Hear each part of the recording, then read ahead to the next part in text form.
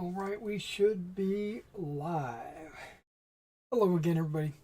This is Derek, aka Mr. Everything, and we should be up and running. I'm adjusting some of my camera positions and the chat position in case some of you want to chat with me. Yeah, that should.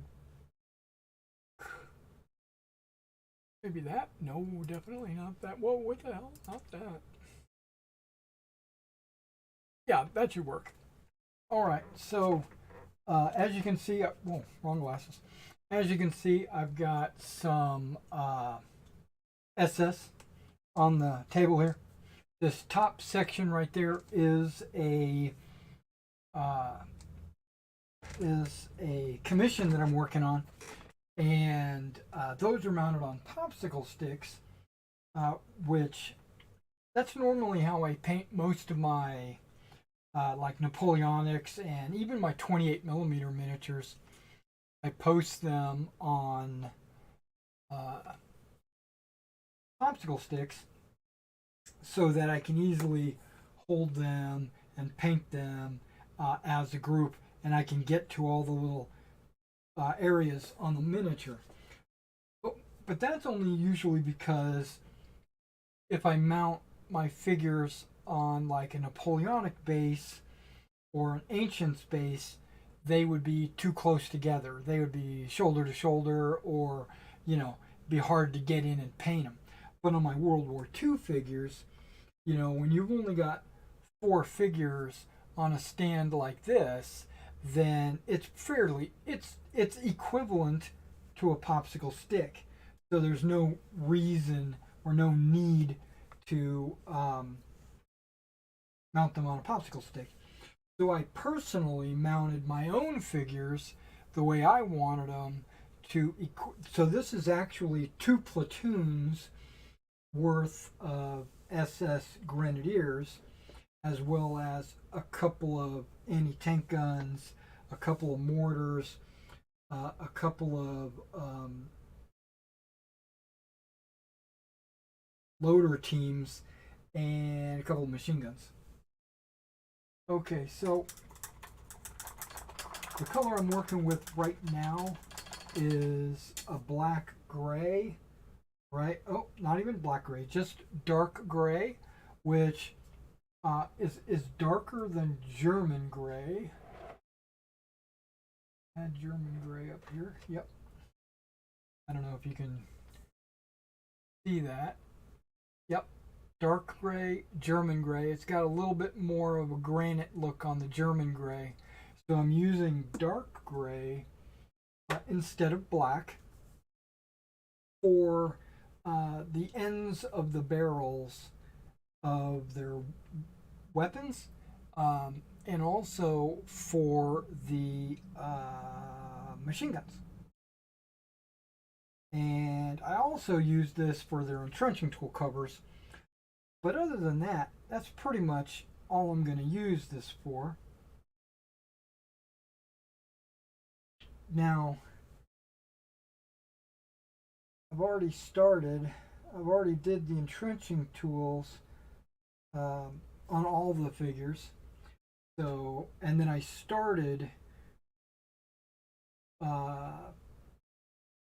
rifle barrels on those 2 figures right there.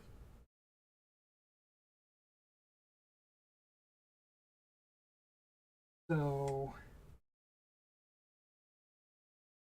I don't know if now what I normally do when I do these live streams, if you've never been to any of my live streams, what I'll try to do is try to answer your questions as they come up, but a lot of times you'll post a question and I'll miss it and won't get to it till like later in the video. But I will eventually get to it, even if I have to get to it as I'm closing the video. But what we do is we do a couple of hours of me painting and just talking about my hobby experience what's going on, what's happening in my hobby world. Uh, okay, that's good. And I'm also doing pistols and like binoculars. Like this guy already did his binoculars um, with this gray. But another reason I'm wearing these like times, I think these are times 5 magnification glasses, and it's kind of hard for me to see the computer monitor while wearing these because the focus of these glasses is like right here.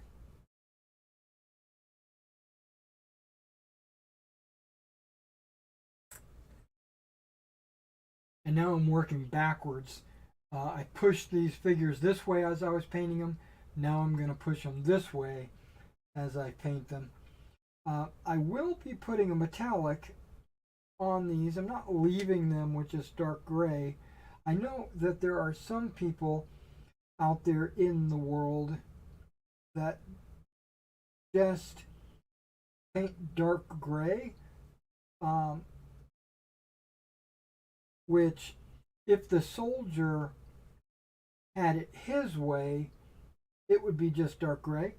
But through the use of rifle in combat and in a combat situation, it does get a little the bluing or the blue coat that is on the metal does wear off over time. Now the machine gun, I have to be conscious because I'm doing almost the entire body of where the handle is.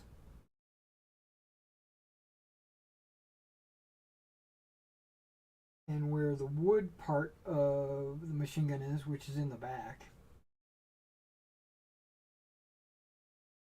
This is an MG42.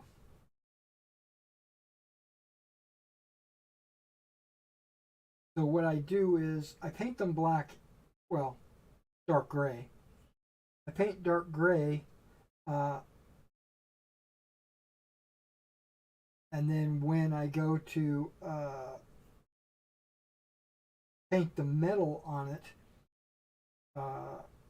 I tend to do like a not a dry brush, but just basically a quick like a wet brush, just just a little bit coat, a quick rub of metal on any figure, any metal figure, so the black / dark gray will show through as a majority, but the metal will come across as kind of like just some of the raised areas, which is what you would see in a field environment. I don't know how many of you guys out there that watch these videos have ever served in the military. I bet a lot of you have. So you know exactly what I'm talking about.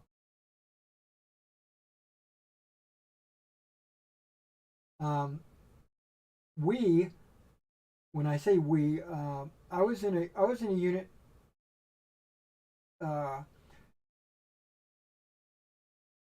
called the 509th. I don't know if you're familiar with them. The Gingerbread Boys, Geronimo.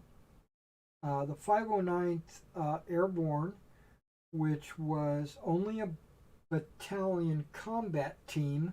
And when I say that, it's basically like a battle group. A lot like the rules we're going to be talking about today. It was a battalion of airborne infantry, but it had a bunch of other attachments like artillery, MPs. We had aviation. We didn't have any like armored vehicles, but we had like various scouts and things like that that were not part of a normal infantry battalion. And so they called us an Airborne Battalion Combat Team. We had a nickname for ourselves, Airborne Battalion Comedy Team, ABCT. But my point is, when we would go to the field, we would take something called MNU. I don't know if you guys do. I don't even know if they even still make that. And I don't even know if it's even sold to anybody other than the military. I mean, I don't even know. But it's like a little bottle of whiteout. But instead of it being white, it was black. And whenever any of our rifles or belt buckles, or because remember, this was back in the day when we actually had metal belt buckles that were black. Our shirts were tucked in. I had a solid green uniform.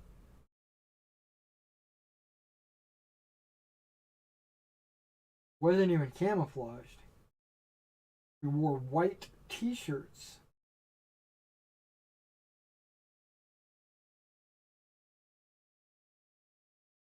Okay. Also, with the MP40s, the whole weapon, except for the handles, is going to be this dark gray. Not the sling. Okay. And so if any of our weapons or belt buckles, or sometimes our bootlace, what do they call those things? Eyelets or whatever.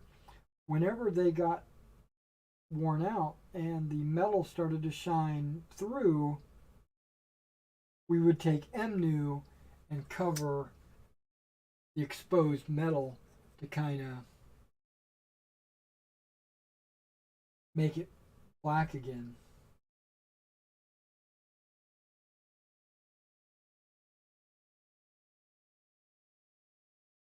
And I'm sure they had something like that in World War II. I don't know if they actually did or not.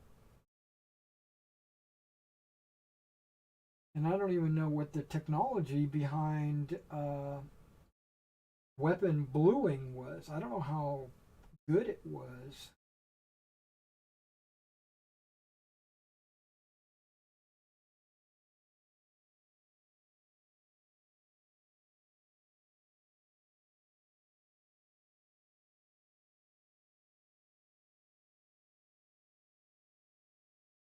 Little things like that I could do research on, but I never did. I don't really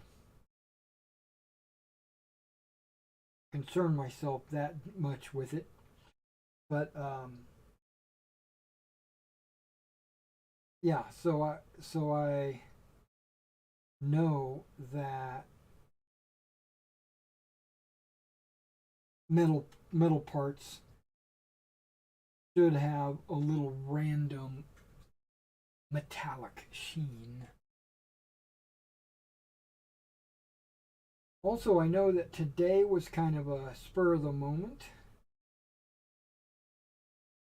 on the stream because I was going to do this Tuesday, and then I realized I had a prior engagement, so I changed it thinking that I wasn't going to do it today because I have a game tonight of Harn that I'm running, which we're also live streaming. So if you want to watch it, you're welcome to. And I thought that I needed today to get ready for that. And then this morning, when I went to get ready for it, it took me like 30 minutes. And I said, you know what? Let's go ahead and schedule my Wargaming Weekly back on Wargaming Wednesday. 11 o'clock. Let's do it. So I did it. Should have the camera, should have audio, everything should be good. I don't know if I'm painting off camera. I am, but I'm not really painting for you guys. I'm painting for me. I'm just talking with you guys. Yeah, this is actually coming out really good. I'm kind of liking the effect of the dark gray better than the German gray. Because in the past I would use German gray, but German gray is just too, would I say granite? Not dark enough. But I try not to ever use black unless it's very specifically supposed to be black. And even then, I try not to ever use black because the it's very stark. It sticks. Black and white will stand out like opposite ends of the spectrum on your miniatures at this scale.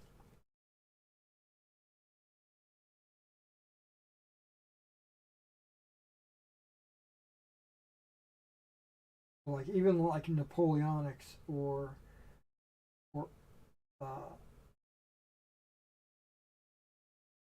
boots or something that are supposed to be black, I don't paint them black. I paint them dark gray.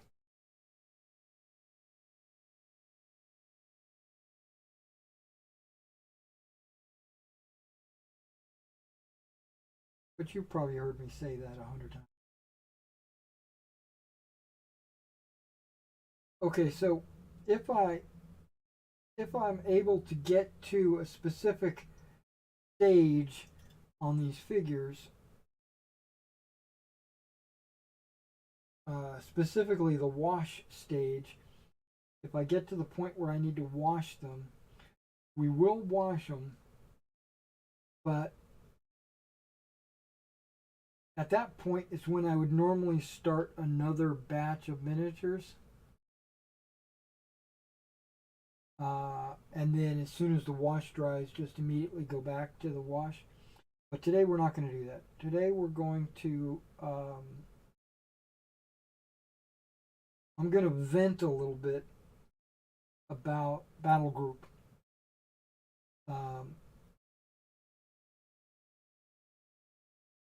I say vent when really that's unfair.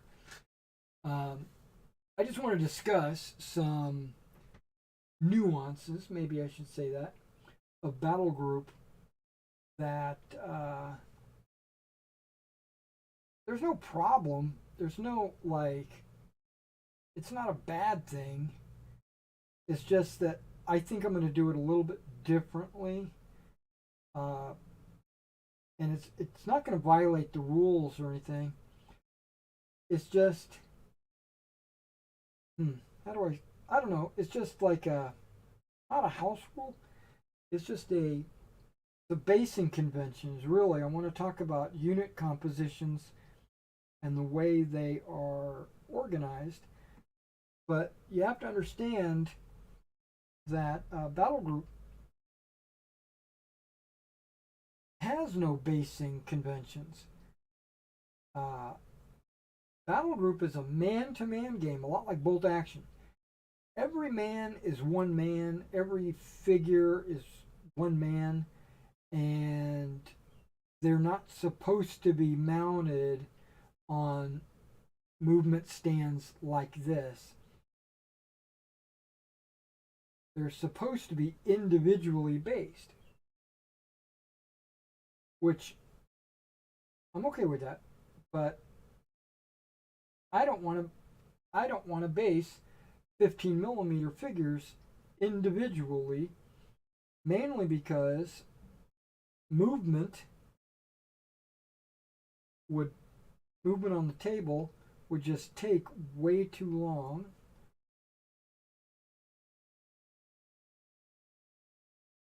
And okay, this guy's got a long shoulder rest on his MP40.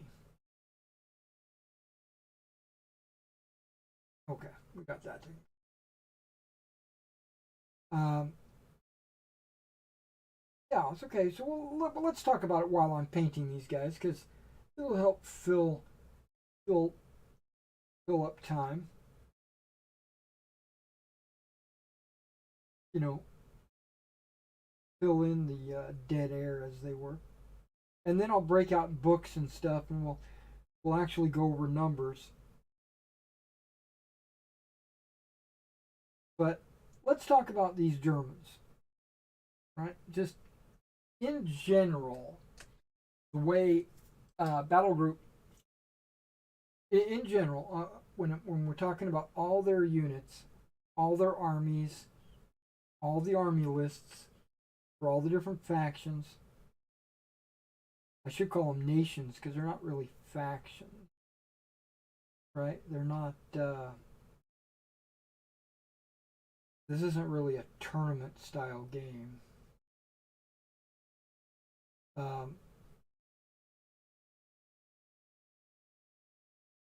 If you take a squad,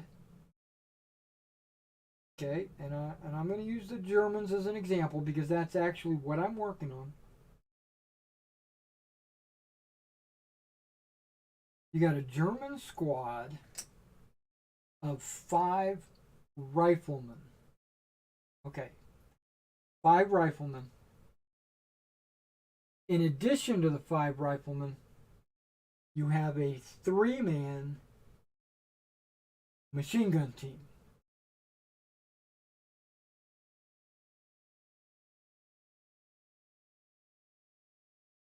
Okay. Bipod in the squad. So,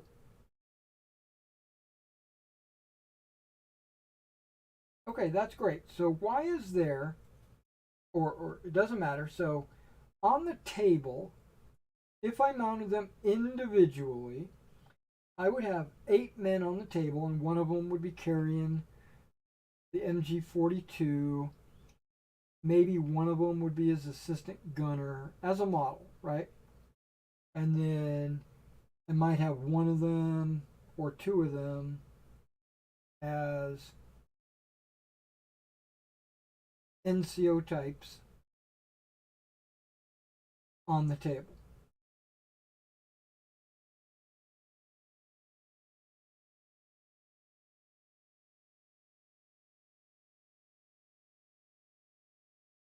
Okay, and that's the way Battlegroup wants you to do it. Or I should say, that's the way the rules are written. Or raw, rules as written. Right? And so that's perfectly fine. That's exactly the way it should be. Sounds good.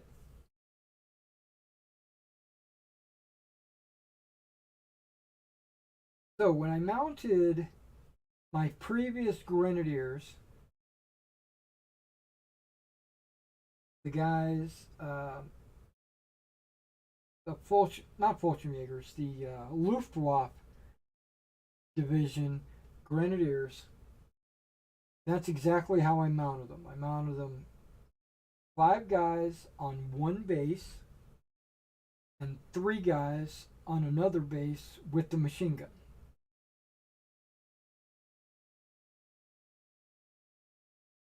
And that's kind of how it's described, right? You get a 5-man squad and you get a 3-man machine gun team. And this is where the change comes. I thought about it. I was like, why do I have 5 guys on one base and 3 guys on one base?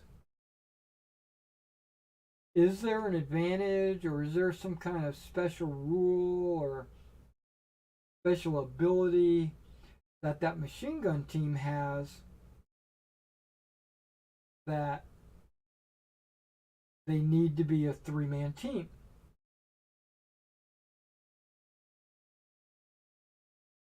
And the answer is sort of, but not really. Okay, so I was like, okay, then why would I base like that? I was like, why don't? And these SS Grenadiers are based this new way that I thought.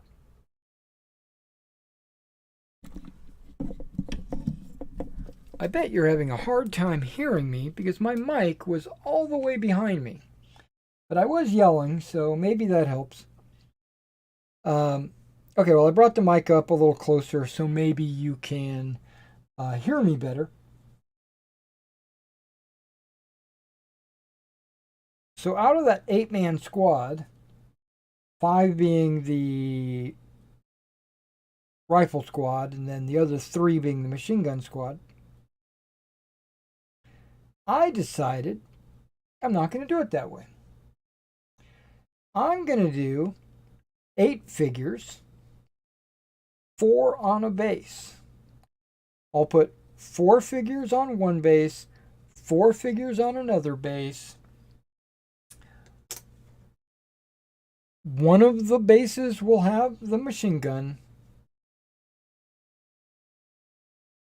and one of the bases will have an NCO.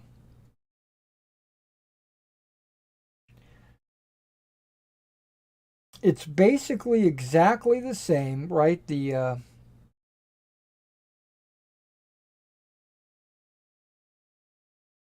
same number of troops.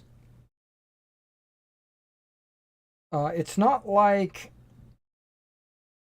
that. Okay.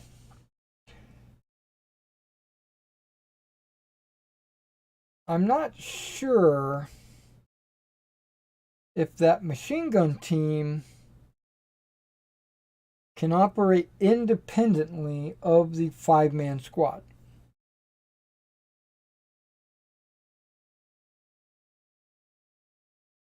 I don't think so, because in the TONE it's listed as a squad, and then it says the squad comes with a 5-man rifle team and a 3-man machine gun team.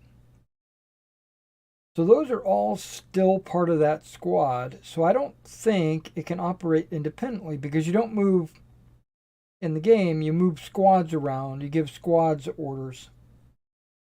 And the British have a special rule called Bren gun teams, where they can detach their Bren guns as a team and leave them behind, right? To give fire support, or, overwatch while they advance, or while the other guys advance, or something like that.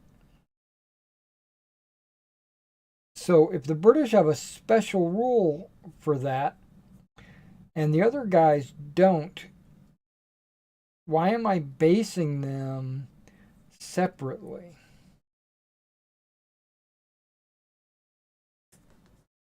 To basically accommodate for something like that. There's no need for it. So I went ahead and I based these SS Grenadiers 4 per base, with every other base having a machine gun. And then I just used 2 bases to represent a squad. And it will be 8 guys. I think it's more... It spreads the figures out, so I don't have a tight packed 5 guys on one base, and I don't have a base with just 3 guys, so it's like it's barren. I do have a base with 3 guys, but that's like a medium machine gun.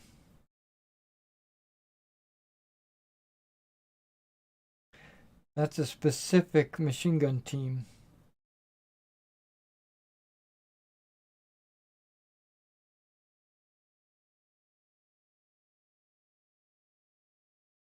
All right, so that's the way I based it.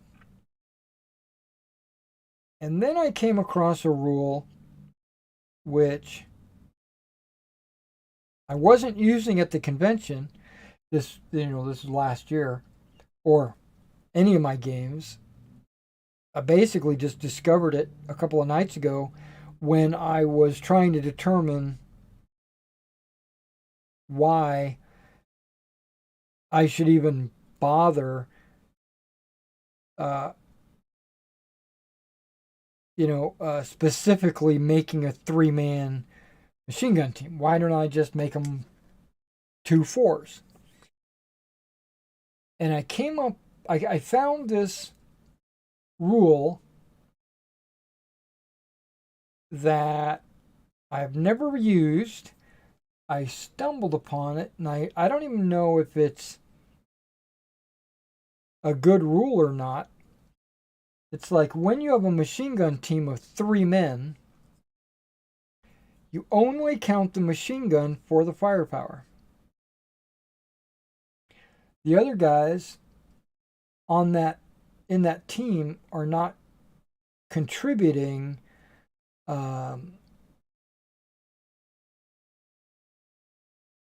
rate of fire. Okay, well, that's not exactly true, because machine guns have this thing called a minimum crew. It's usually 2. And so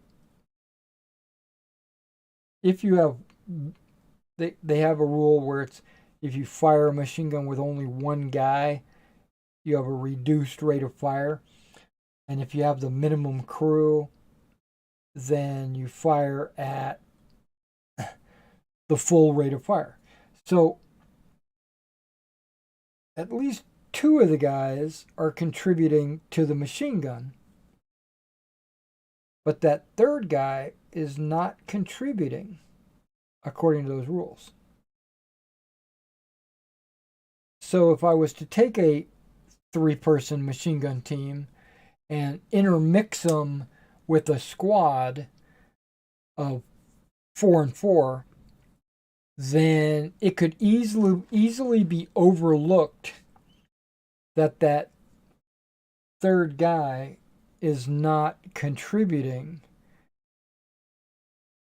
And I kind of don't like that rule. I've always had that third guy contribute his 1, rate of fire 1. Why not, right?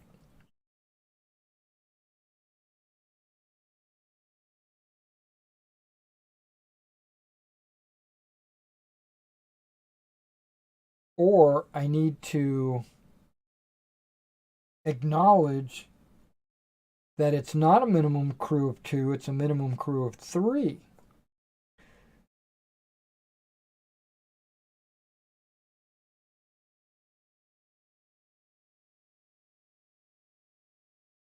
Yeah. But I'm just going to say it's 2, put them in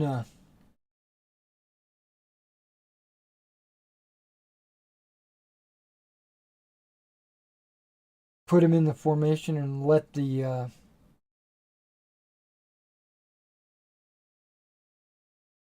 third guy contribute his 1 die.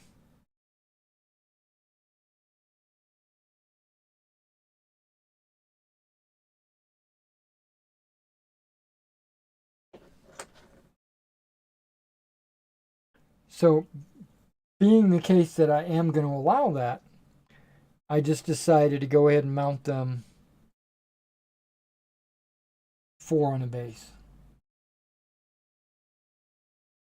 Now, if there was some kind of odd number like 7 or 9, because I've seen some squads with 7 or 9,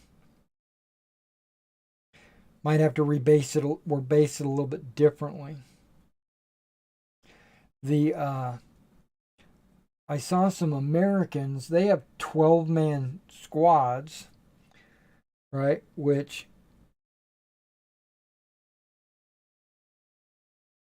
that's fine. That's just basically 3 4-man teams.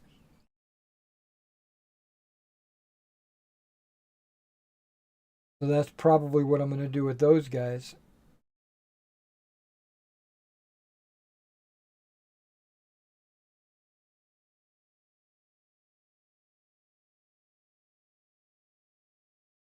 But the British, I got to really pay attention to their Bren gun teams because they do have a special rule called Bren gun, which means you're allowed to detach your Bren guns.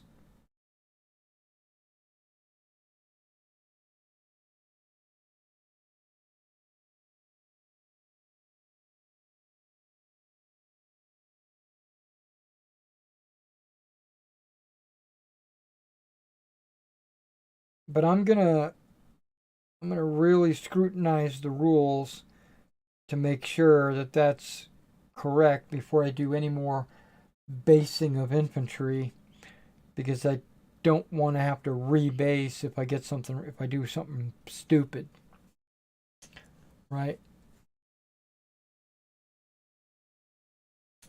Okay, these guys I don't think have rifles or anything. This guy's got a binocular. Yep, no rifle.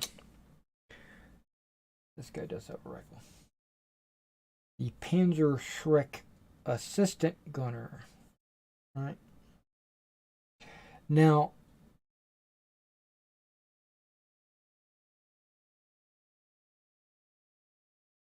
there are snipers that are individuals, right? You just have a single guy. He's out there. He's a sniper. Bang. He's shooting people dead.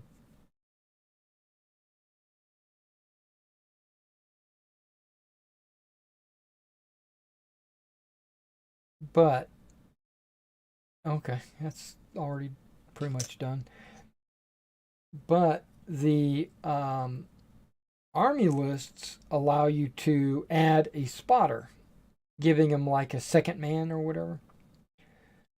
So you should technically mount your snipers individually, like a sniper and a spotter. But I couldn't help but making a little vignette with the wall and the sniper and the spotter. I couldn't help myself. Can't see that, but there they are because the focus is off.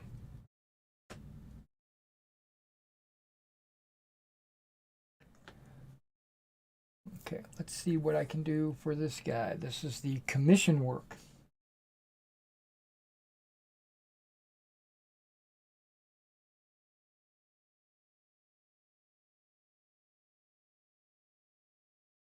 Now you might have noticed that I primed these guys brown. This is it's actually technically my second time priming units brown like this. Um, but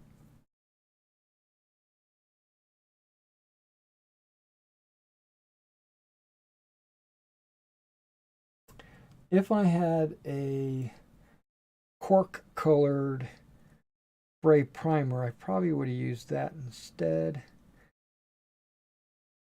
as the base coat of the P dot camouflage.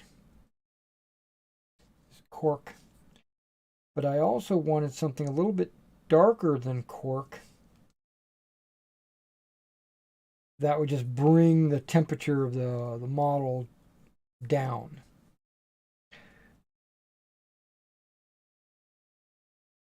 Make the model darker.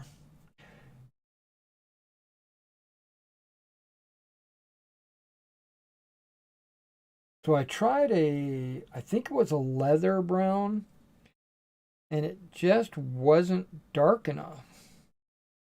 It's kind of actually a bright, like a light, bright brown.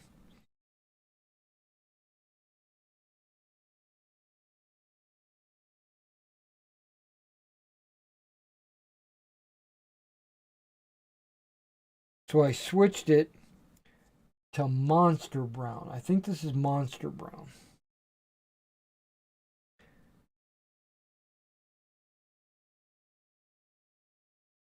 And the flesh has gone on it really well.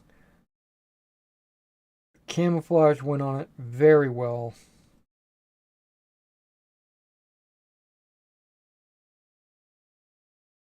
And I figure that if I miss something,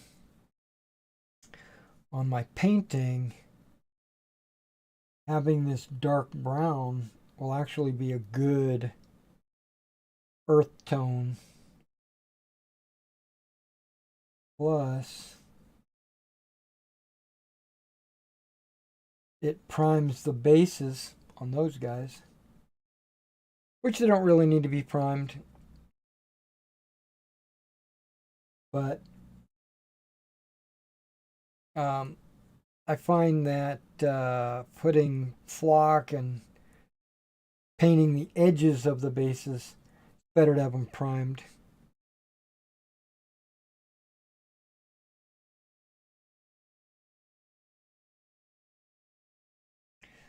And because these guys are on commission,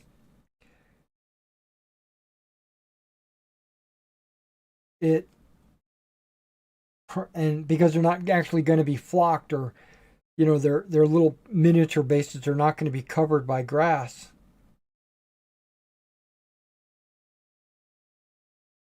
I think it gives them an earth tone so that my customer, when he decides to base them, will have an easier time going about doing it.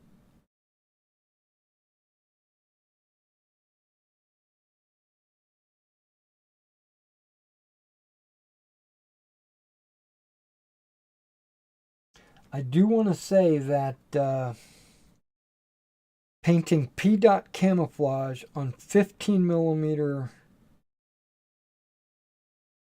SS, a whole company, that's 3 platoons, is time consuming. Very time consuming. Little dot here, a little dot there. I don't ever want to do it again. I probably won't have to, because 2 platoons of SS for my personal collection, I think, is all the SS that I'm going to need. I went through my Battlegroup source books that I'm using. It's all late war European West Front stuff from D-Day to the Ardennes. And I looked at all the scenarios that are printed in those books. I made a spreadsheet that tells me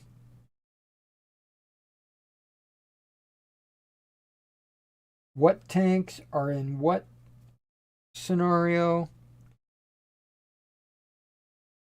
what infantry is in what scenario, how many of each type that I need, etc., etc.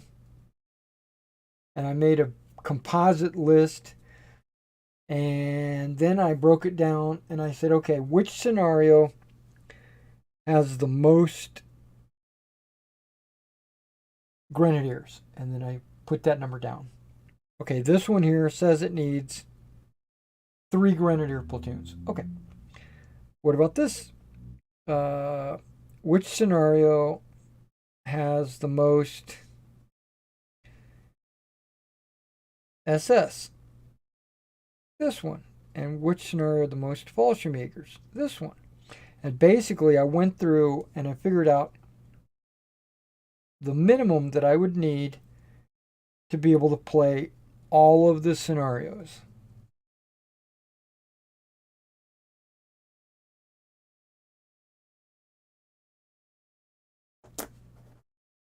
And I don't think I need more than 2 SS Grenadier platoons. If I do, then we'll paint those at some future time. Actually, I've been thinking about doing a painting tutorial of how I paint my SS.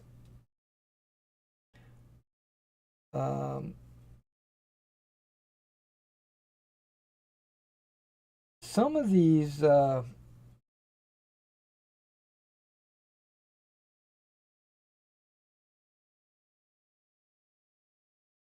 are some painting tutorials out there on YouTube already. A lot of them are like 10 years old.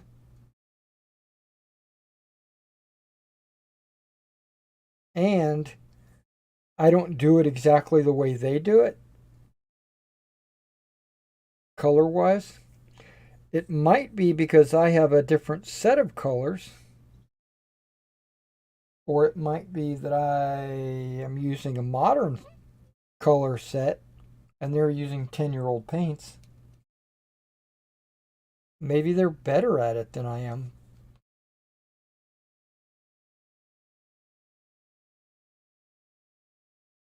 Yeah, but there were some people out, but the P dot, I didn't really see very many. I didn't see any actually painting 15 millimeter P dot. It was all oak leaf, which I know there's like an oak leaf P dot, but there's summer and there's autumn and spring or whatever. But it was kind of not the same thing. It was more of a traditional Grenadier paint job. I didn't really see the SS, the orange paint scheme.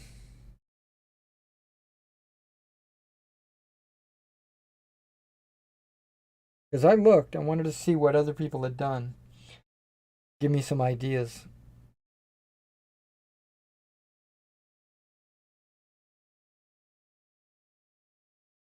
And I didn't find any.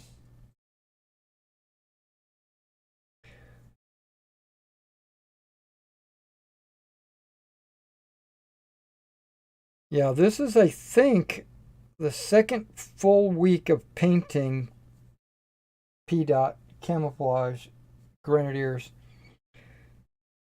And normally, a solid color uniform like Russians or Americans or your Blitzkrieg Germans or whatever, those usually only take me about 2 or 3 days to go through all the colors and details and everything.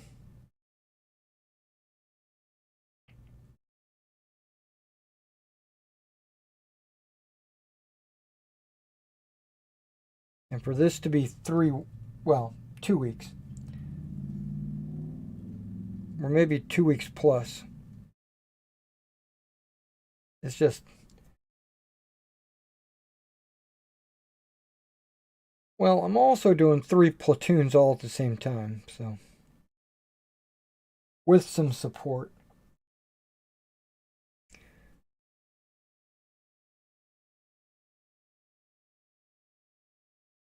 I was going to do a bunch of like half tracks and trucks, but then this commission showed up. And I always put everything to the side when I've got a commission. So I try to do the commission first. Not always the case. Like if I had already started on those trucks and half tracks, I probably would have finished them before I jumped on this commission. But because all I had done was built them and primed them, it's pretty easy for me to put them off to the side. I'll get back to them.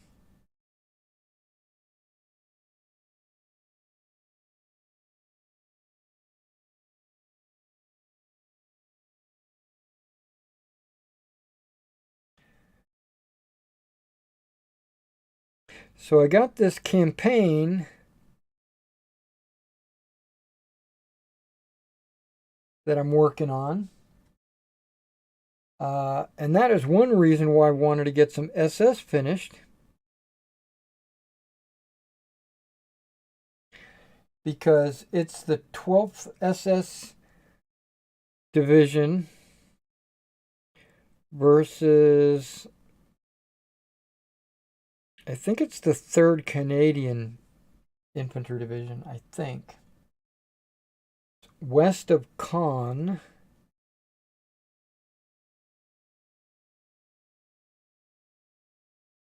Right after D-Day, so like the 9th to the 11th. 9, 10. No, maybe it's not the 9th to 11th. I don't remember. It's a 4-day campaign. It's called Canada's Crucible.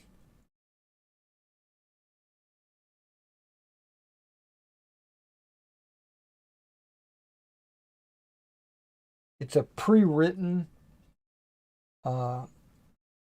campaign for Battlegroup.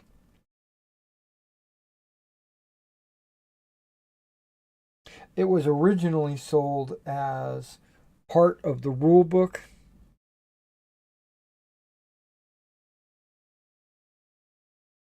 But they took it out of the rule book to make the rule book smaller and more affordable. And then they made the Canada's Crucible a free download on their website.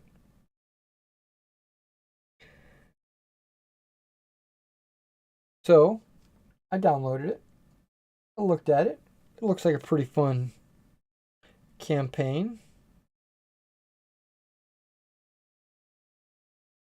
So I'm working on troops that would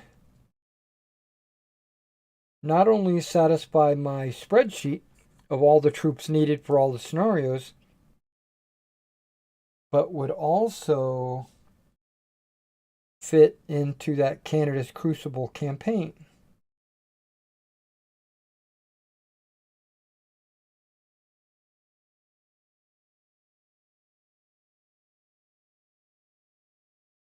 Stay tuned to the channel. I will announce when we're going to start this campaign. If you're watching this video, you don't have to live near me to be able to play in this campaign. You can be anywhere in the world and play in this campaign. And you say, Mr. Everything, I don't want to drive to Tennessee and roll dice because I live in Timbuktu. That's okay. And this is why. I'll come get you. No, that's not true. Don't believe that. That's a lie. Okay. What I mean by that is we're playing on Roll20, a part of the campaign. It's got 2 halves. It's got a strategic layer, which is moving tokens around on a map.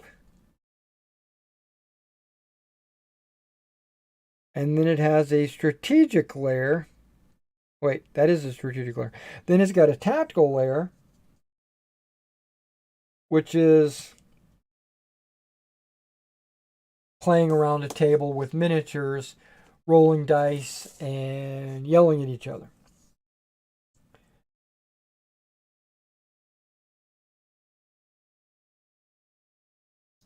So if you want to play and you don't live in this area, then you're limited to only playing the strategic part of the campaign, which is fine.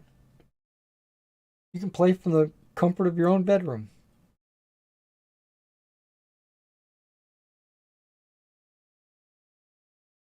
And it's not a it's not time intensive.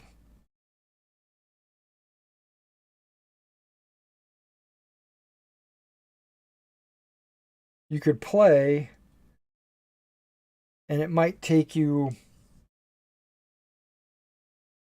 15 minutes a week. You know, nothing Or it could take you longer. It just depends on how much you want to really get into it, think about it, communicate with the other players and stuff like that. That's really up to you. But the way it works is I'll have a map.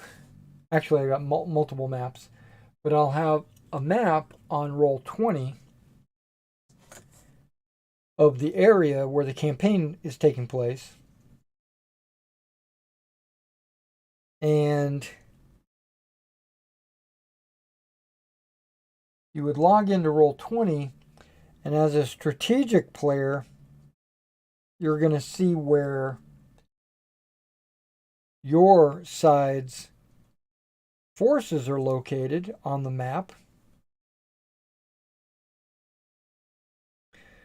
You'll be given command of some of those forces.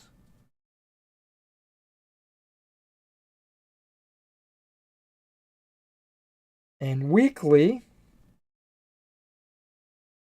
maybe longer, but anticipate weekly or bi-weekly, you'll give an order to your element that you command, and your turn is over. You log in, look at the map, see where your troops are, maybe see where the enemy is, maybe not, depending on intelligence that has been gathered by your reconnaissance teams, etc., etc. This will be adjudicated by the game master, which would be me. I won't tell the enemy where you're at, and I won't tell you where the enemy's at. Unless you've learned that through scouting or combat or something. And then you issue orders to your elements, the ones that you command, which is not going to be all of them.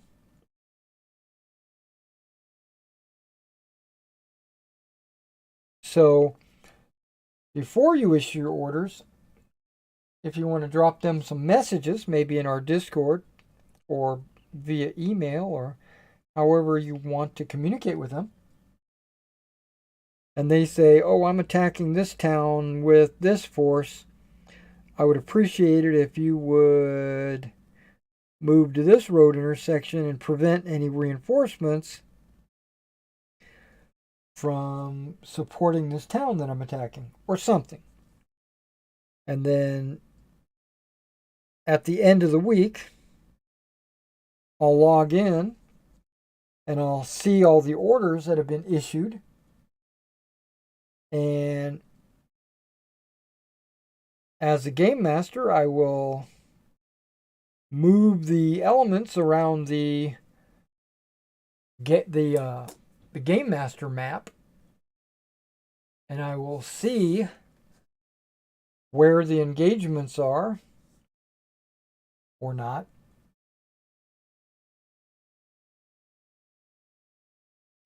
And then I'll say, okay, we got this fight here that needs to take place. And then I'll contact all the players that are local. And I'll say, okay, we got this battle going on at this location.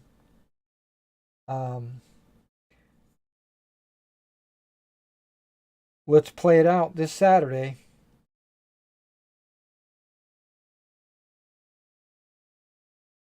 You're all invited, right? And then players show up at my table, and we play a game of Battlegroup.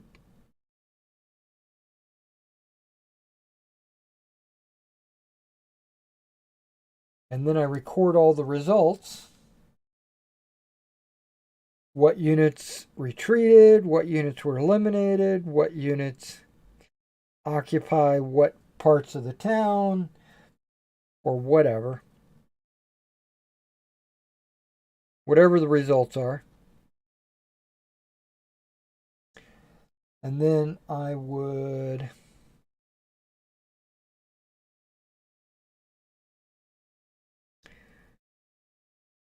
relay that. Then I'll go back to Roll20.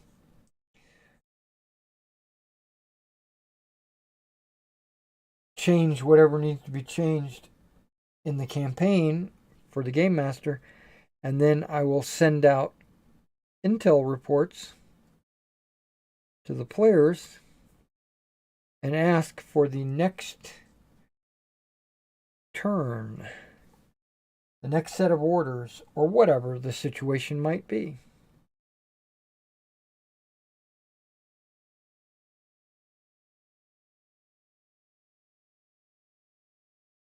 And then the players, curious to know what happened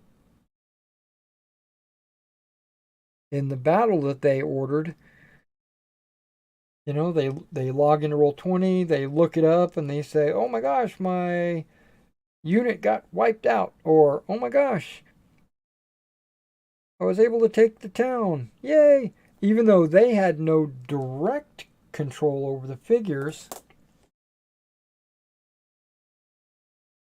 on the table, they're the ones that put them on the table. You know, gave them the orders to get there and take the town, or, you know, take the airfield, or whatever the situation is. So yeah, stay tuned. I'll let you know when I'm ready to start that. Probably be a couple of months, because I need to get my forces ready. I mean, I've got some American paratroopers and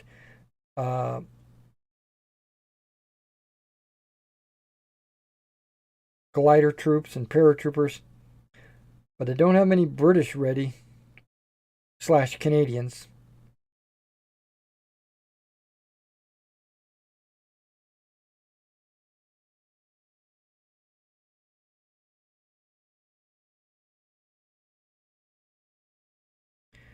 Painting the shovel on the front of this Pack 38.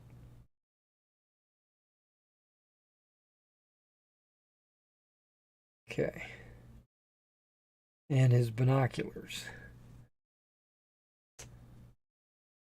Did I paint the shovel on this? No. Okay. I know I did all the wood. Okay, I lie. I did not do all the wood. This one has no wood painted.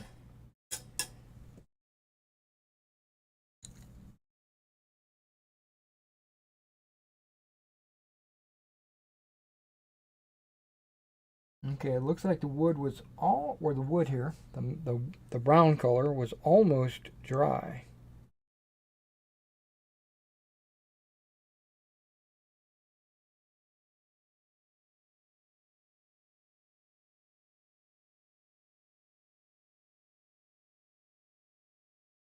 I got to it just in time.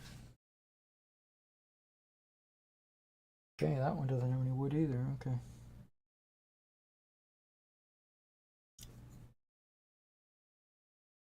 Or maybe it does, it's just hard to see it.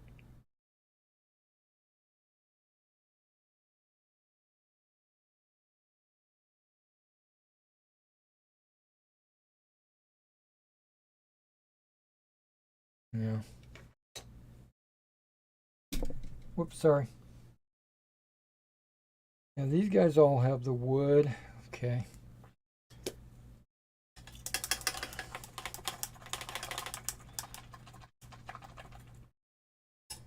So if you stay tuned to my channel, or if you go to my eBay store, you might have noticed that I've got a lot of inventory in the last month or so. So if you haven't noticed, you should go to my eBay store and check that out.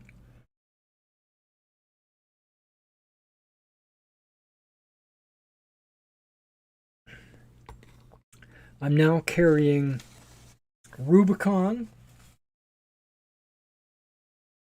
28mm model kits and figures.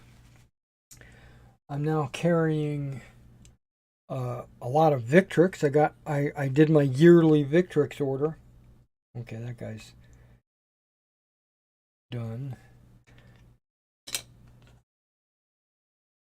That guy's done. Okay, this is what I was working on. And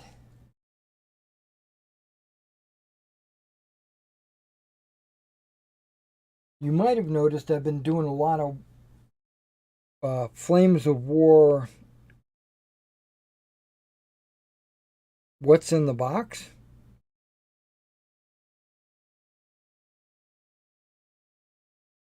Those figures are not for sale on the website. Those are all figures that I personally ordered for my personal self to use in my Battlegroup games.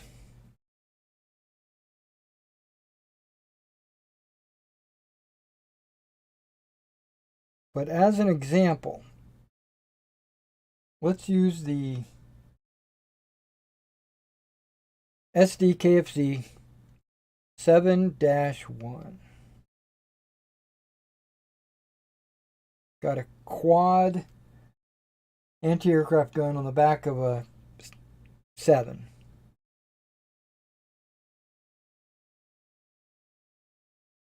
I looked through all my scenarios, like I said,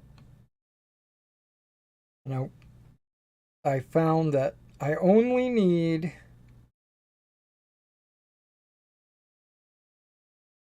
2 of them. The box that I ordered came with 3 of them. Okay, so I'm going to put them all together and paint them.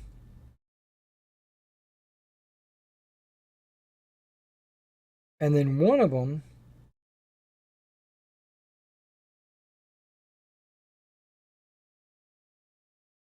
is going to go up for sale.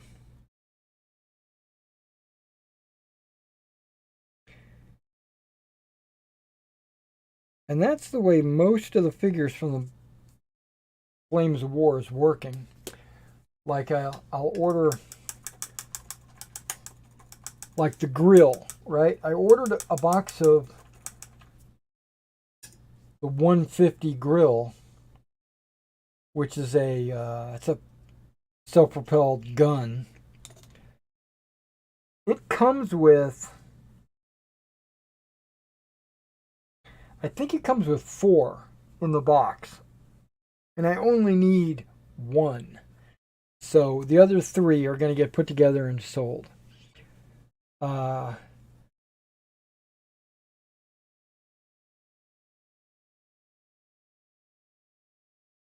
Okay, the Stug, right? I needed some Stugs. I needed 3 Stugs. Plastic Soldier has a pack of 5 Stugs that I could have just put 3 of those together and then sold 2. But when I ordered one of these Flames of War starter sets, I did it because it's such a great deal. I realized it came with 2 Stugs, but not a 3rd Stug. So I ordered just the sprue for a Stug. It's the same cost as buying a pack. It's just you're not getting a full platoon and you're not getting the card or the crew. You're just getting the tank. So, but I ordered it anyway. Okay, I'm going to let my eyes rest a little bit before we go on to the metallics. Because apparently my eyes are starting to get a little, because I'm looking at like tiny little things. So I'm just going to sit back and relax and talk to you guys for a minute or two.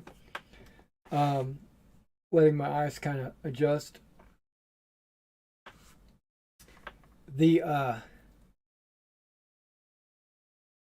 So I have 2 Stugs out of one of the starter sets. And I'm getting a 3rd Stug sprue sent. It's going to be here at some point. Who knows when. I noticed that Flames of War, ordering directly from their website, it's convenient, it's good prices, good shipping. It just takes them like 2 weeks to process your order.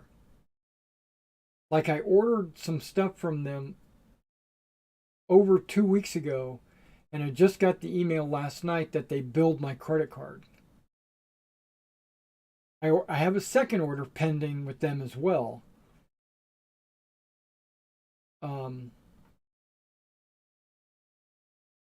So yeah, their orders just take forever to get here.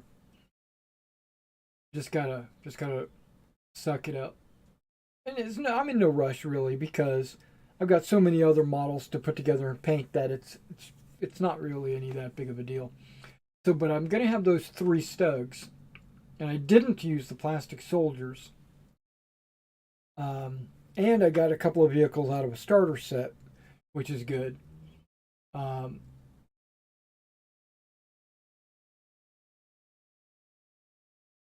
American infantry.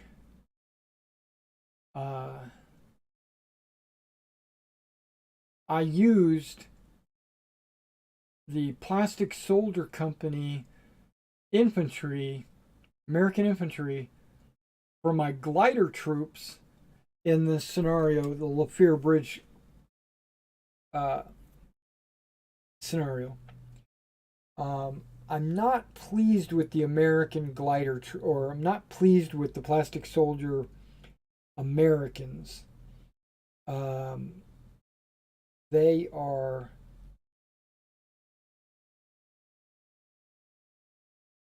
That might be the postman, but they are very thin. Um, I would like to. I call it the realistic scale. They don't have that extra bulk that Flames of War models have. When it comes to the Americans, the Germans, perfect. Half of these Germans down here are plastic. Well, maybe all of them are Plastic Soldier Company German Grenadiers. Uh, except for my commission, those are all metal um, SS Grenadiers specifically. Um, yeah, but the German plastics work perfectly well with the Flames of War. The Americans, not so much. So I mean, they're close, but they look good. And they work perfect. It's just that they're a little bit too thin. So I've decided, and not only did I decide that, but I based them in accordance with them being a glider platoon, which is different than an armored infantry platoon. An armored infantry half-track platoon or whatever has a different composition. I'm sure if I really wanted to pinch pennies, I could proxy American stands into armored infantry platoons and cross pollinate, but I don't want to do that. So I've got my 2 paratrooper platoons up there and 2 glider platoons up there, and that's all I will need for all the scenarios as far as I can tell. But I need 3 American armored infantry platoons. Okay.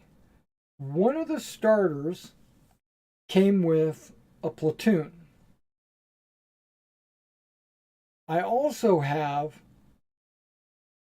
an American armored infantry platoon box, completely separate. So I already have 2 platoons. I just need a 3rd platoon. Whoops. Yeah, I just need a 3rd platoon, so I'm putting off on getting that 3rd platoon. I don't think I need it right away. Anyway, I need to worry about my British. So, right, okay. So we got Flames of War in. I got offensive miniatures. I got a bunch of offensive miniatures in, a ton of offensive miniatures, actually, more than I think I've ever had before in my past. But I don't want to sell them as offensive miniatures. You could just go to the website and get that. I want to paint them and put them up on my store. So that'll happen at some point.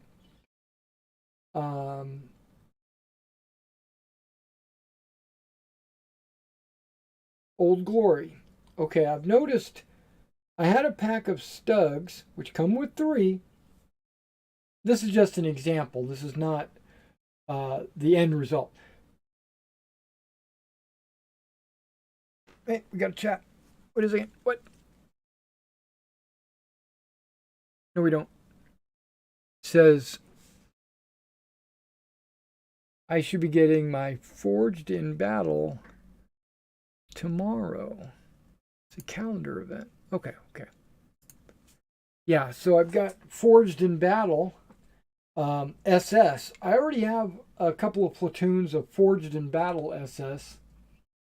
And I thought about using those instead of these, but I couldn't bring myself to do it. So I went ahead and put them back in the bag, and I might just sell them as bare metal. I might just sell them as bare metal. They look really good, and they're the right scale and everything. But they're early war. They're obviously early war SS or mid-war SS. They're not late war SS. But they still would have worked. But But the Forged in Battle, I've got an order. This is part of the problem that I have. I think I ordered too much. And the reason why I say that is, or what caused this to happen was, what happened was, I thought I didn't have any 3-inch guns. I got all these starter sets in. I looked through all my plastic soldier models that I have in stock. I looked through all my Flames of War. I looked through all my, looked through everything. I didn't have any 3-inch guns. So I said, you know what? I'll just order a pack of 3-inch guns. 76 millimeter American. I ordered them. They came in. I went to put them on the shelf. And I looked at the shelf and I said, what is going on here? What is this model? And I pulled out from the shelf 2 3-inch guns, already painted and based. Well, not fully based. The bases look like this, but they're fully painted. And I was like, where did these come from? Well, they came from the Forged in Battle that I ordered like a year ago. And I put them together knowing that I was going to need them, but forgot about them. And so I went back to Forged in Battle to order some odds and ends, some guns, and I saw 3-inch guns there, and I said, oh, I don't have any 3-inch guns. Let me order these. Well, I got a whole new pack of 3-inch guns coming in. Oh my gosh. So, yeah, I've got those 17 pounders. Well, I need 17 pounders. I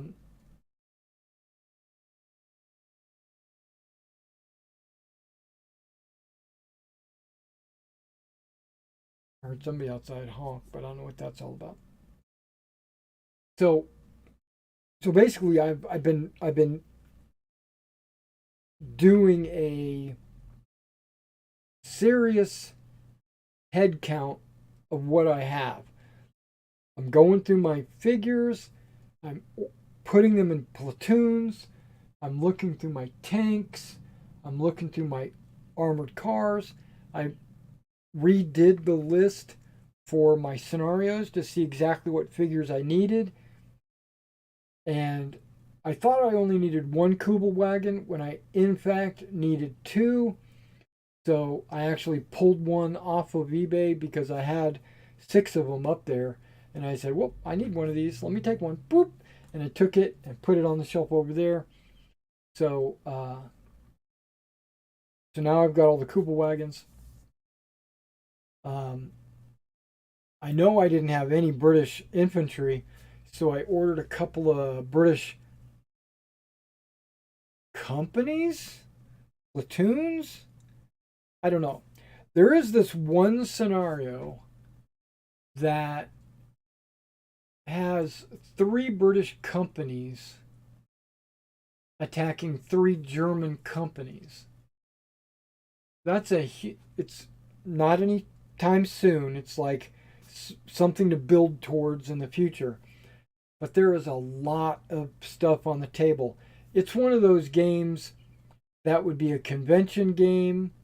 You would give a player a whole company to play. There would be 3 players on each side, and they're going at it. It's a huge game. It's a whole battalion of figures on a table. Remember, this game's man to man. So a company is like 100 plus guys, 120 guys, plus all their support elements, the machine guns, anti-tank guns, tanks. It's a whole battle group in its own, and you got 3 battle groups on the table per side. It's a huge battle. Do I plan to play that battle anytime soon? No. But I did order a couple of boxes of British infantry. I don't remember if they were companies or if they were platoons, but that's great because I'm going to need them. I ordered them specifically for that scenario, but I'm glad that I ordered them because I decided to do this Canada's Crucible. And luckily, Canada and the British pretty much have the same TONE. They're the same uniform, the same everything. So,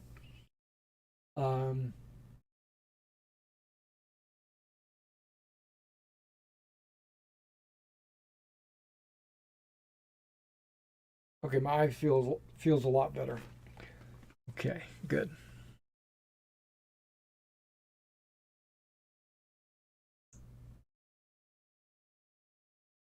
When this stream is over, I plan to order a pizza.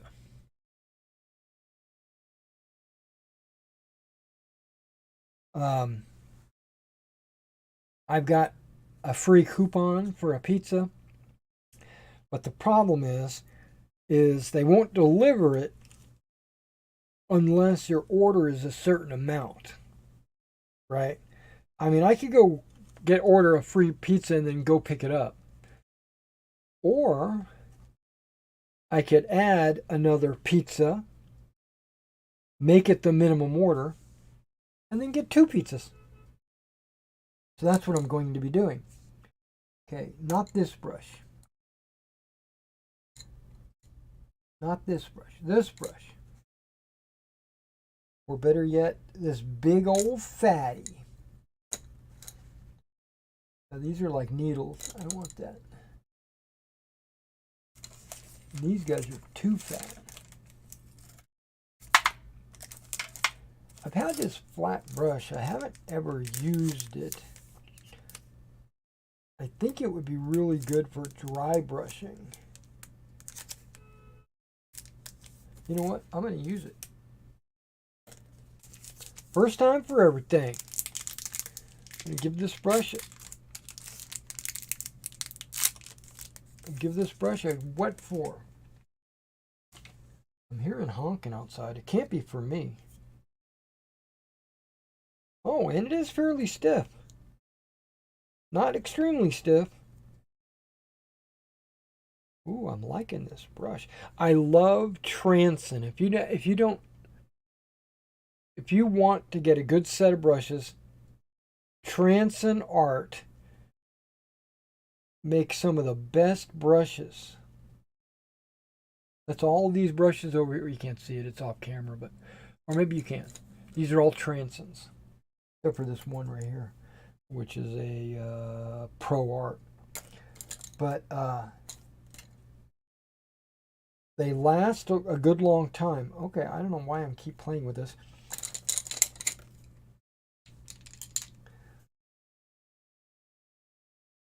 Metal. Where am I going to put metal? I don't want to use this because I think I want to use the wash in there. I'm looking at colors that might have dried from last night. I know some of these have dried. Okay. This is tire black, which is I was going to use on these guns on their tire edges. And it's a Model Air color, which I didn't really realize it when I bought it, but Model Air is like an extremely thin, watered down paint. So you don't really ever have to water it down when you like put it in your palette. Just use it straight out of the bottle. It's made for airbrushing, but I don't airbrush yet. I've thought about it. I've thought about getting an airbrush for tanks, but I don't really want to have a compressor going in here, you know, with my family and they're watching TV and stuff.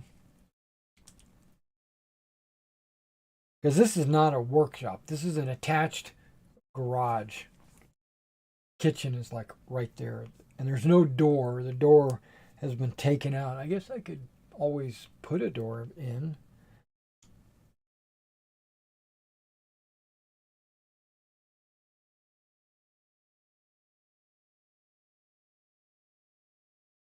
Okay, this is gunmetal. Try not to break a seal.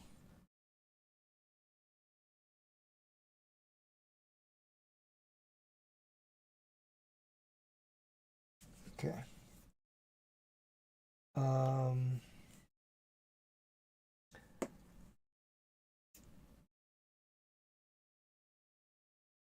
Okay.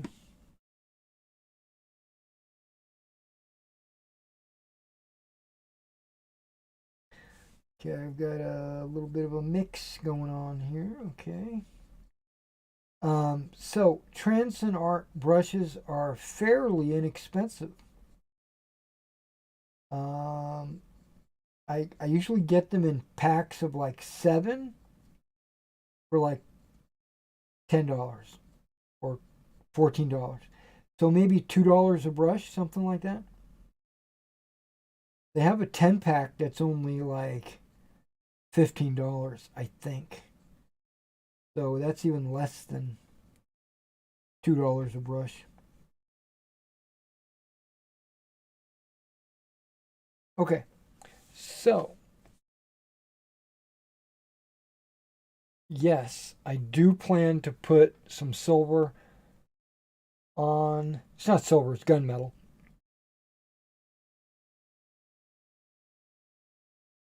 On the anti-tank gun. On the inside. Maybe on the edges.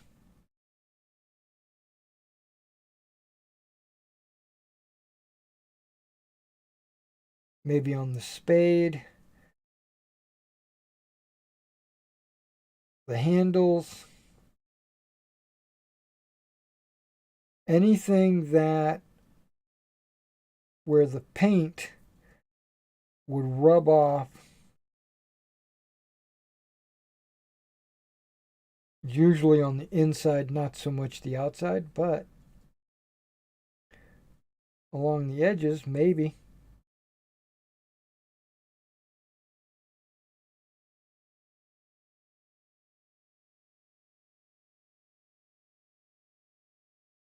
Yeah, that looks good.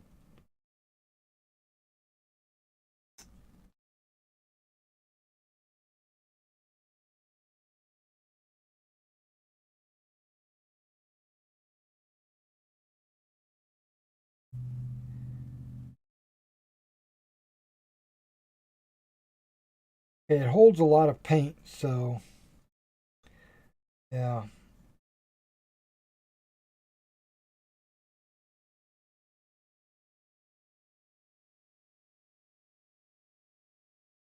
Be very judicious about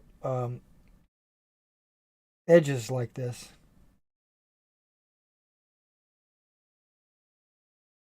I'm not trying to paint something silver. I'm trying to give it a silver highlight or edging. And I say silver when I really mean gunmetal.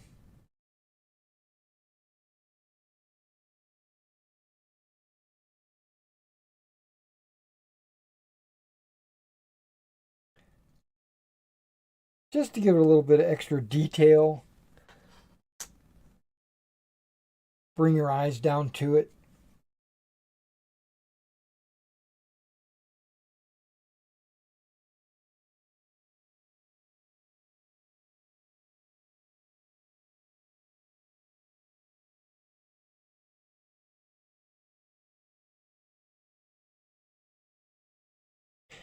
It gives the illusion that it's not plastic, that it might be metal.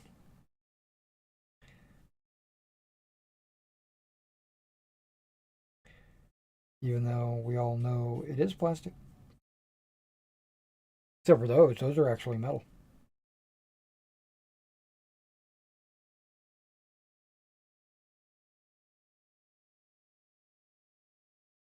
Sometimes on binoculars, I'll put a little gunmetal on the lenses to make them look like they're reflecting light.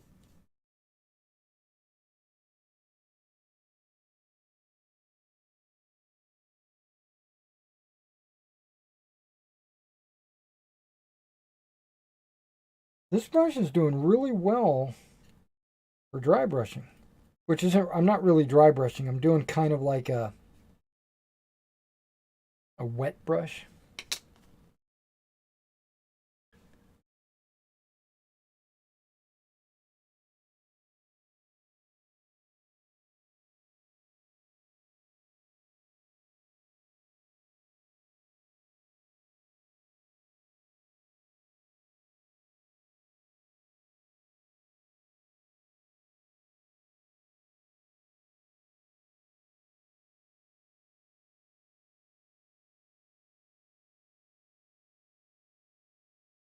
Yeah, I charge about $6 normally for a 28 millimeter figure.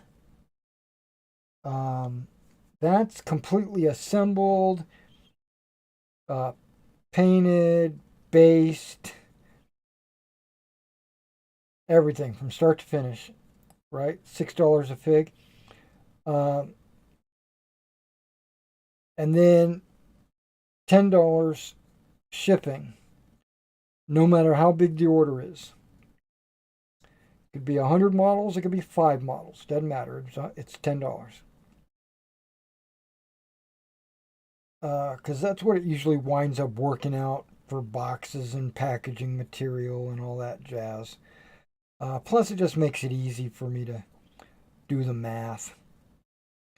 Um, and then on my price guide, I've got 15 millimeter. Actually, anything 15 to 20 millimeter, I think, is $5 a model and not 6. Whoa, whoa, whoa, whoa. Hold on. Okay. So, but I think that's on these models. Okay, maybe it is because P dot camouflage is a little struggle. But if it was just a regular German troop, field gray uniform, I think $5 might be too much.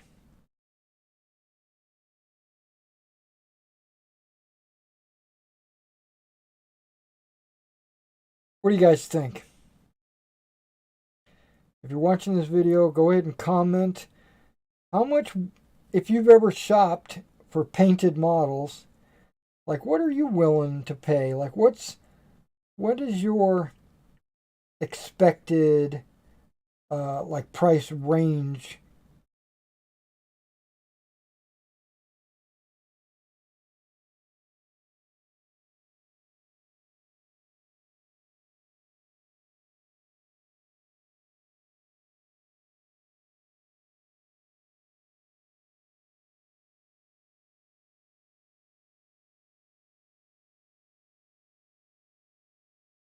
Now, I watched this one guy. I haven't seen any of his new videos. I don't even know if he's still making videos.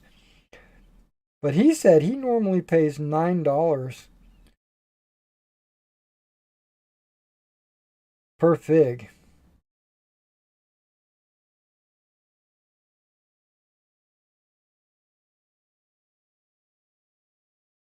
Which I think is a reasonable amount. I mean, that's not too bad. I'm $6.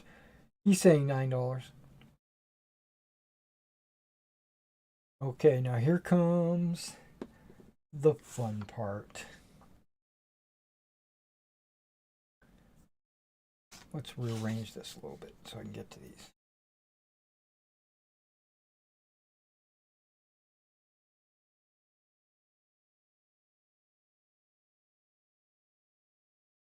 I must not have put any paint on this. Okay. Ah, there we go.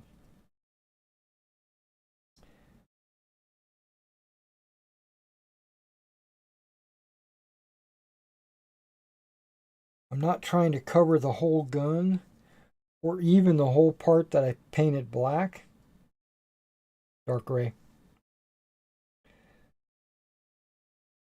Because remember, it's just to give it the illusion that some of the bluing had rubbed off.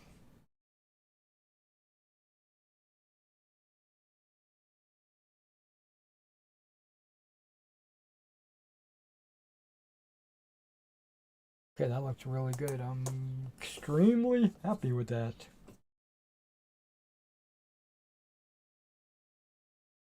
And this brush has got a flat tip, so it's like a weird looking brush. But for what I'm using it for in this case, it's perfect.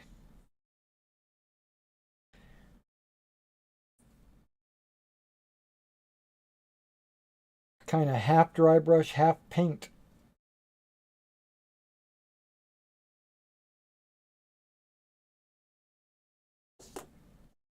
There you can see how fast I'm going.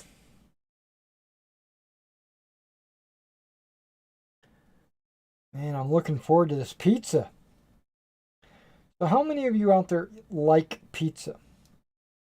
If it's not 100%, then I don't know what's wrong with you. What's your favorite pizza? Do you like pineapple? Do you like pepperoni? Do you like jalapenos, mushrooms? What is, or combination of three meats or just cheese? Or what's your favorite pizza? If you're watching this video after, you can still comment because I would be curious to see what you have to say.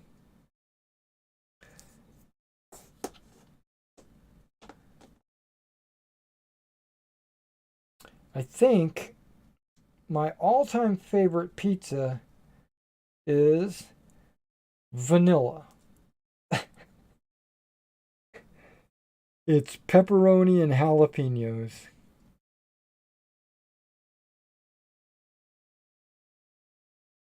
But I also like, oh, there are some Cece's pizzas that I haven't seen anywhere. That's not what I'm ordering, but that I haven't seen anywhere. Like their barbecue pizza. I think that's a really good pizza from Cece's.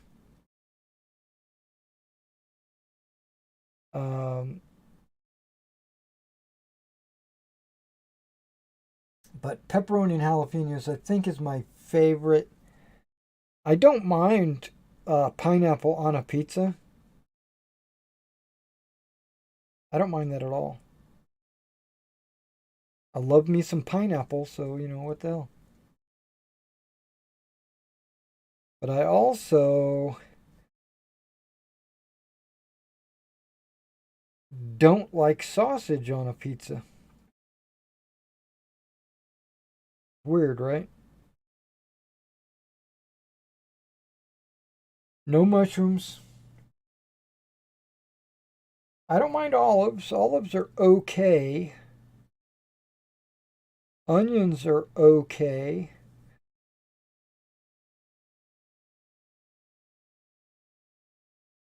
Bell peppers are okay. But if I'm going to go spicy, I will go with jalapenos and not banana peppers.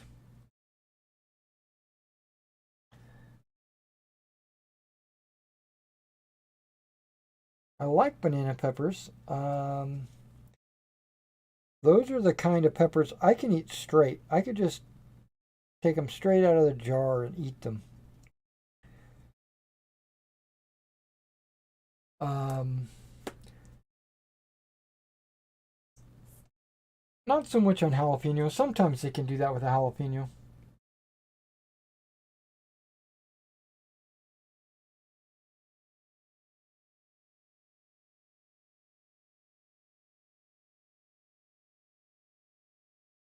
Oh, I didn't paint that guy's gun. I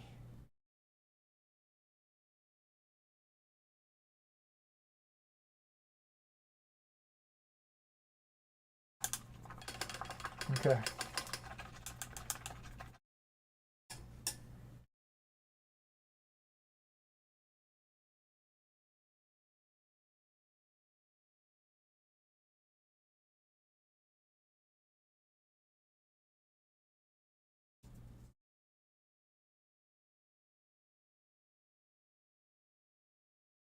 Get this guy's gun painted.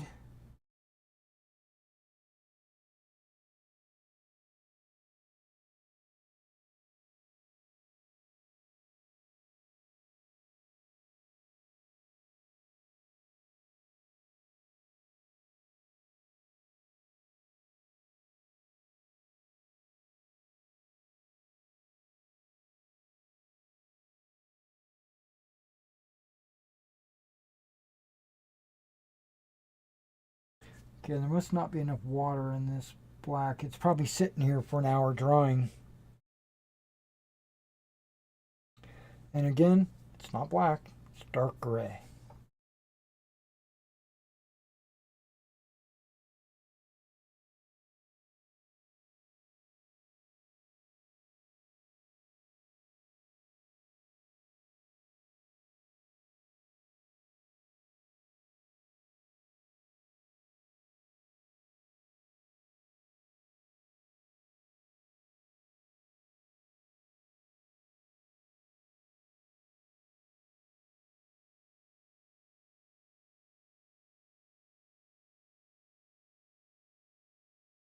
Okay, so we'll set that right there, knowing I could come back to it with the metal. Just for that one machine gun that somehow I overlooked.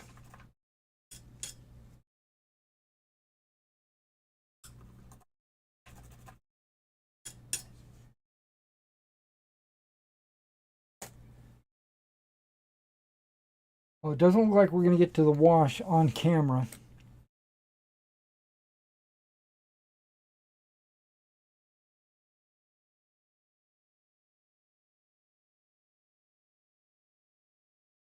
Unless I can speed paint.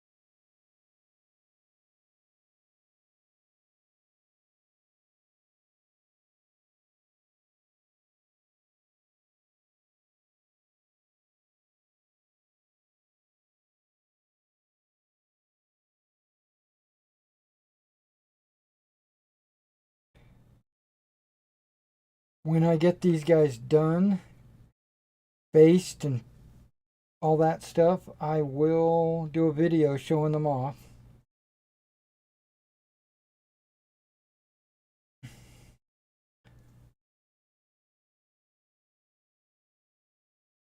They will get a chance to see them completed.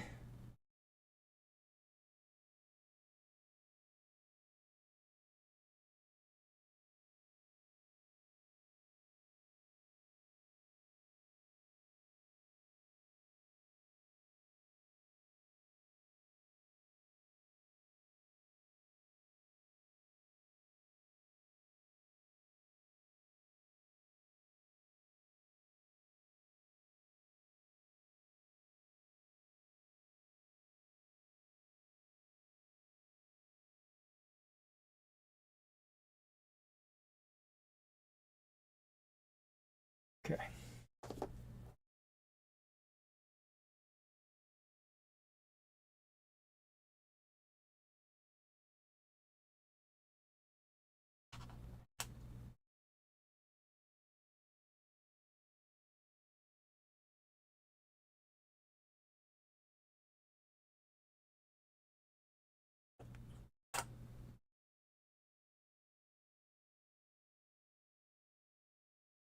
Not trying to be quiet, I'm just concentrating.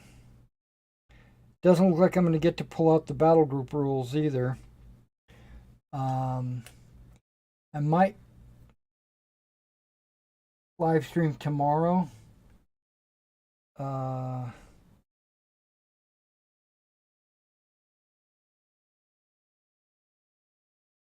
I might live stream tomorrow, and if I do, we'll talk about the battle group rules, the way I base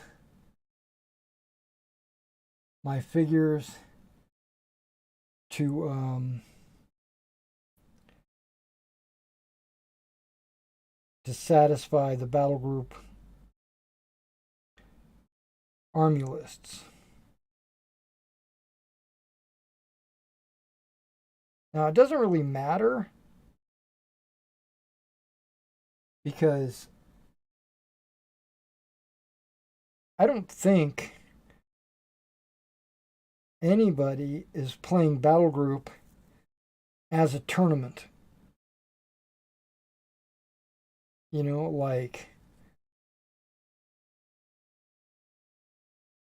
I think battle group, I'm just guessing here, but I think battle group is more of a friendly club style game where, maybe not friendly, but where you play with your friends and not traveling to conventions, bringing an army, paying to enter a tournament with prizes. That's not what battle group's all about, as far as I can tell. Now, I might be out of touch because I haven't been to a convention in over a year. Actually, it's been under a year.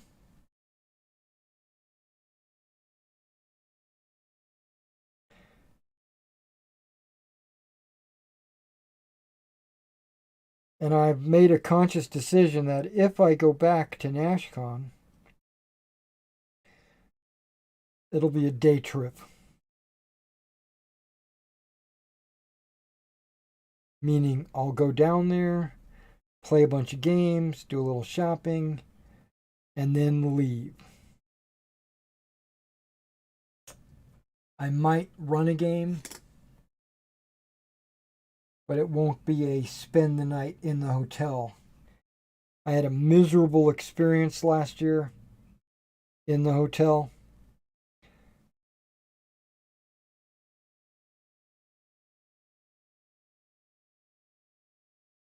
I will never, ever go back to that hotel as a customer of the hotel.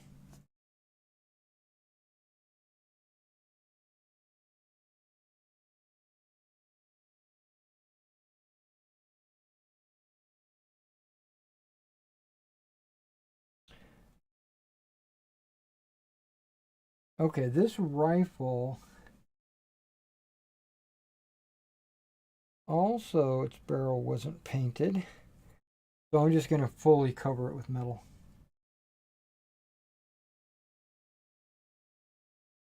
Yeah, and it still looks good.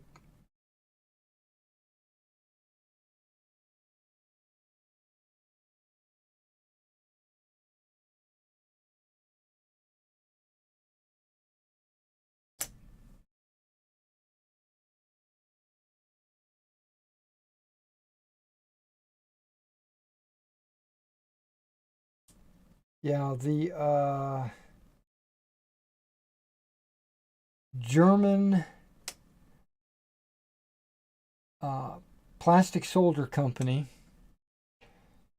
they have a German heavy weapons box.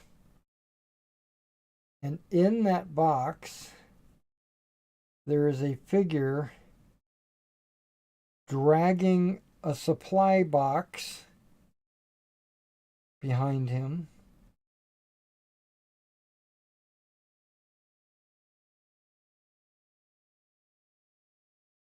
And knowing that Battlegroup crew served weapons, anti-tank guns, artillery, flak, some machine guns, can have what's called a loader team. And the loader team represents guys as part of the crew carrying extra ammo and stuff like that.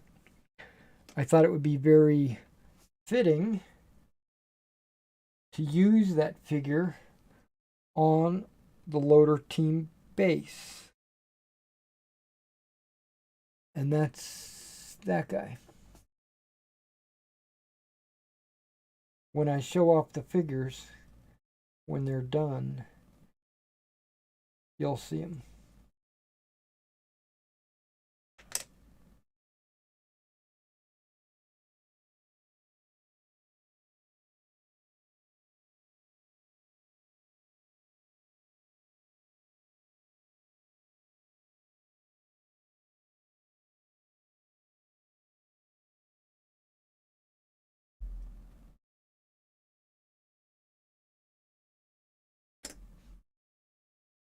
Okay.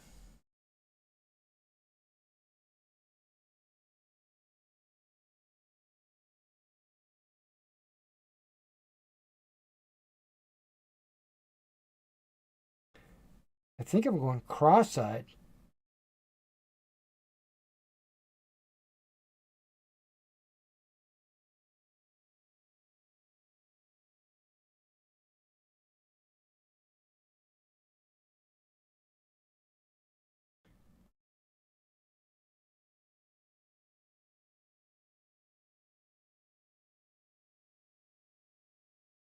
Or I think I need to clean these glasses. They got like a little bit of a fog going on. Maybe I'm fogging them up. Maybe I'm breathing too heavy.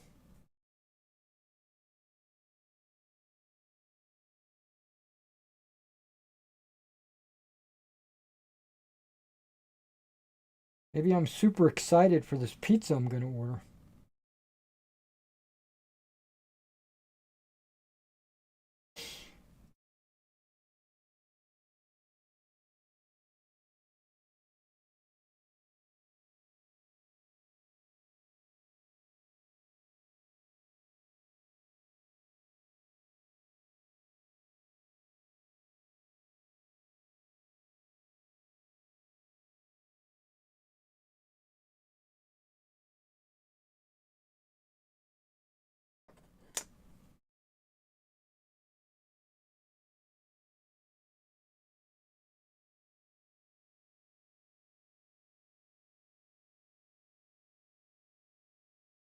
And what's good about using the plastic soldier Germans and the Flames of War Germans and mixing them up and maybe even forged in battle is that you get quite a bit of variety. You don't get this What? I didn't paint that.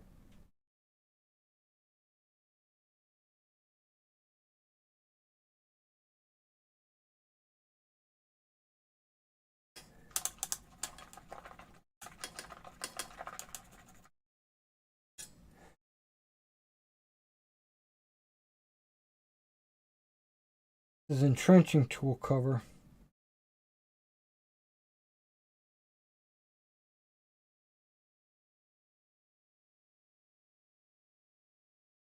Okay, that's done.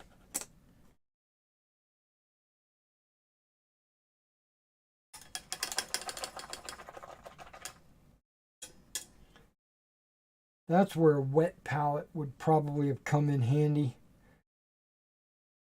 You know, some of these colors would still be wet. And then if I needed to go back and touch something up, you can go to a wet palette.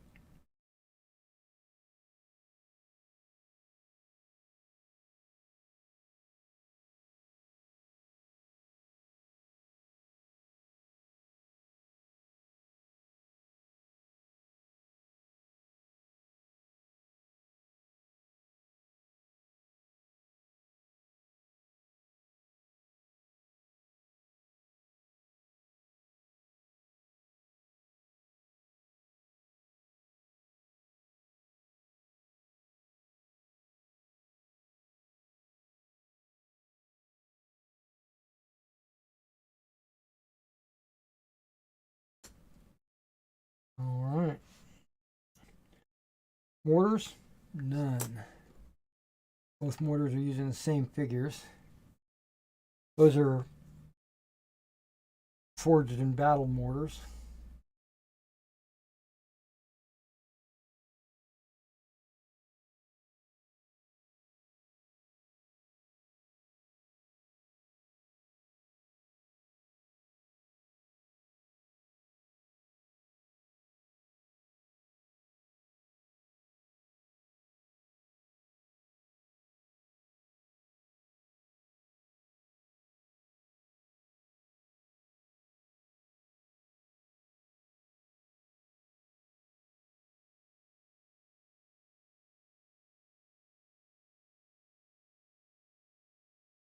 Speaking of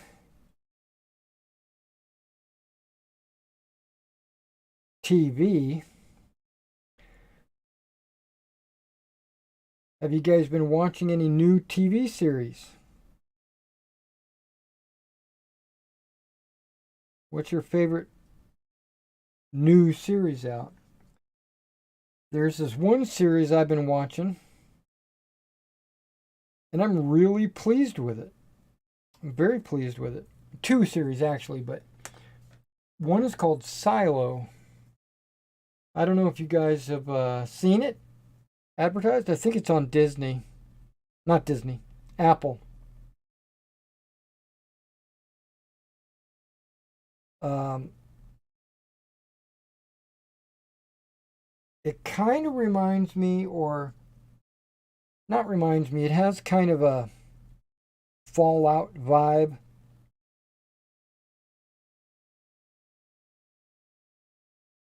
It's post apocalyptic, but the human race is all inside, or not all the human race, but some of the human race is inside this bomb shelter. And they've been there for a long, long time. A few hundred years at least. And they're awake. They're not like suspended animation or anything. And they've got an economy and agriculture.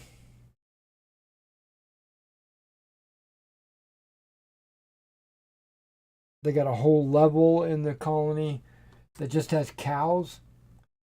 You know, I thought that was pretty good. They must have enough strawberries because one of the guys offers one of the other guys a strawberry dessert, and he turns it down, saying it's too sweet. So they must have enough to go around.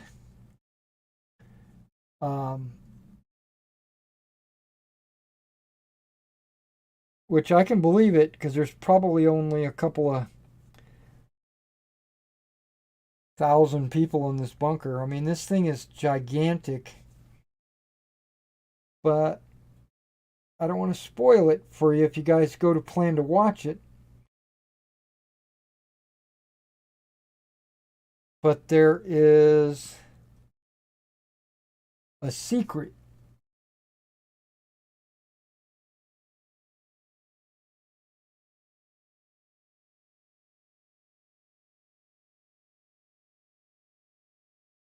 You know, if you perform a crime that's punishable by death,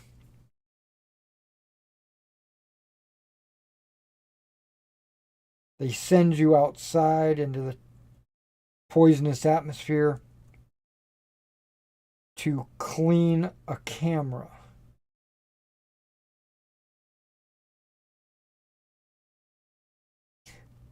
Pretty sick, because you die.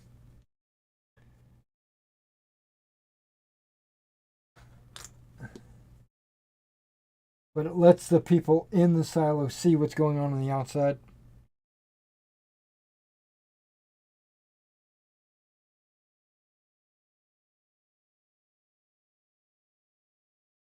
Not everybody's happy. It's very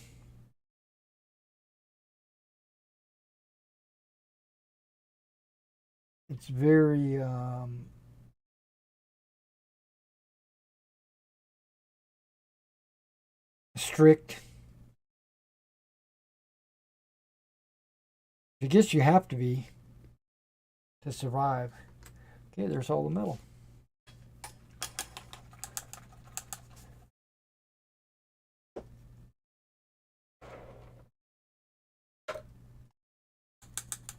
Down to one color. And not this brush again. This was maybe this brush would be a good brush for that, but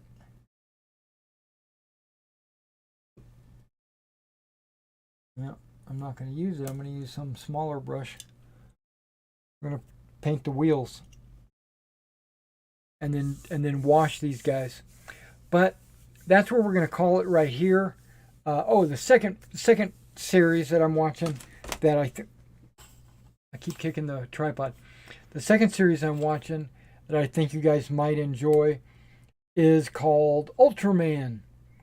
You guys have probably, if you're old enough, you probably remember the Ultraman movies that were back in the 70s, 80s, 70s, I think, where you had this guy in a rubber suit that was the same size as like Godzilla, and he fought various alien monsters, and they were actors inside of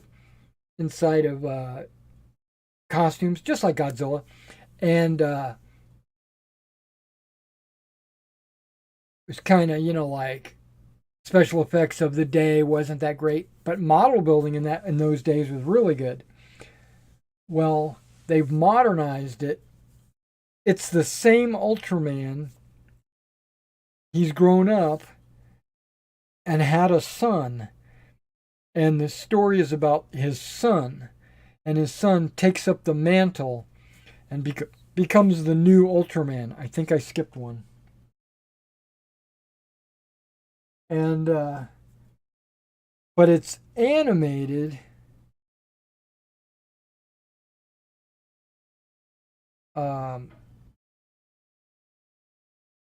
And it's kind of like cell shaded, lifelike animation. I don't know how to explain it, but it's very like motion capture animation kind of. It's computer generated, and and it looks really good. I'm like, I mean, it doesn't look realistic, doesn't look real, obviously. It still looks like an animated show, but it looks really good. When the cars were going by on the street, I was like, are those real cars? And then I had to tell myself, no, this is animated. But it's a Japanese series, and it's on Netflix. It's called Ultraman. They just started the 3rd season. Okay,